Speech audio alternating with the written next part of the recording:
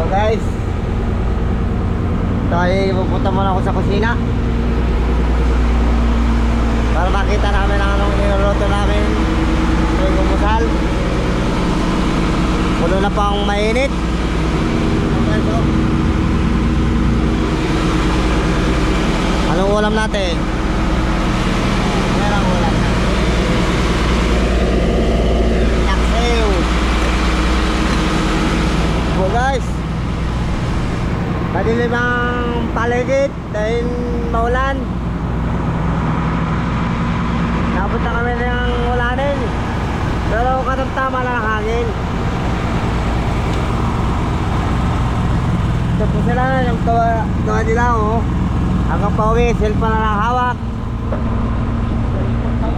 Yung isa, yung nagtitumot na po. Yung isa yung nakaupo na sa mga tagiliran. Nagtatanong-tanong para makita na yung mga bundok, kaso hindi makita, masyado madilim. Ito po guys, madilim po ang mga paligid natin. Yan po ang ulanin.